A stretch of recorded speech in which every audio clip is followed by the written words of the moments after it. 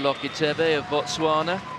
The one from Karabo Sibande, his countryman, wasn't bad either in the first heat.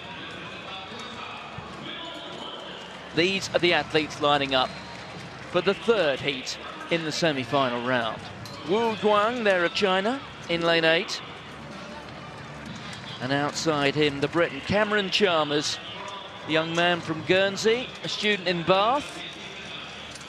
Proud to be wearing his British vest, and I've done a bit of a count on how busy Cameron Chalmers has been this year. Now, taking into account all the races he's done indoors this year, Cameron Chalmers, well, we're in the 7th month of the year, and this is 27th race at 400 metres. So here is the full lineup. In 2, Salomon Croatia in 3, Banfield Canada in 4, Jeffrey Kiprotich, who was actually the fastest qualifier from the first round heats. He ran 46.23 in yesterday's first round, although the level's just been cranked up a little bit, to say the least, in these semi-finals. Kiprotich in 5. Taylor, another heat winner of Jamaica, in 6. Just 16, the World Youth Champion. Wilbert London III, cracking name, the American, in lane 7. And Wu Yuang, there of China, inside the Briton in lanes 8 and 9.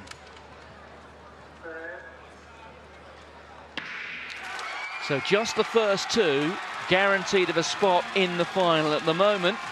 Banfield of Canada has gone off in a very committed fashion there in lane 3. Starting to hunt down Kiprotich, the American Wilbert London. Well, he may well have seen his countryman in the first heat, Kamari Montgomery, who almost fell out of the blocks and coasted through the first 200. London the third, making no such mistake. Well, he's London the third, but he's pretty intent on being London the first, I think, in this final semi-final. He comes into the straight with a 3-metre lead on Kiprotich. London of the United States, Kiprotich rocking and rolling, coming through there. He might even snatch the lead. Indeed he does. Kiprotich 1, London the third 2, if you know what I mean. And they are the qualifiers from this particular heat. Very straightforward in the end for both the Kenyan and the American. But those times dwarfed by the quality of the running in the second semi-final, Martin. Just to reiterate, in case you've just joined us, that the world #1, Babaloki Tebe of Botswana, the 19-year-old, running 44.67 to win the second semi-final. I mean, what, about 5 or 6 meters quicker than that win from Kiprotich. Good though the run is, 45.38, a fabulous new personal best.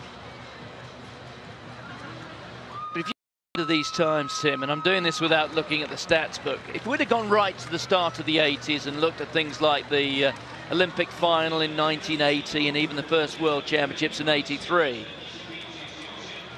there weren't that many people running low 44s, were there?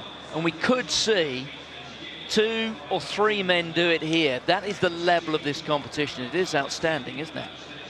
Astonishing, yes, it is indeed. Great run there, by the way, from the Briton coming through. Cameron Chalmers just trying to check for his time. But there it is. He's run a lifetime best as Cameron Chalmers, 46.51. Great run. It may well have been his 27th race of the year, but if it takes you 27 races to get to your fastest time, that is what you do. Tremendous run, by a huge margin as well.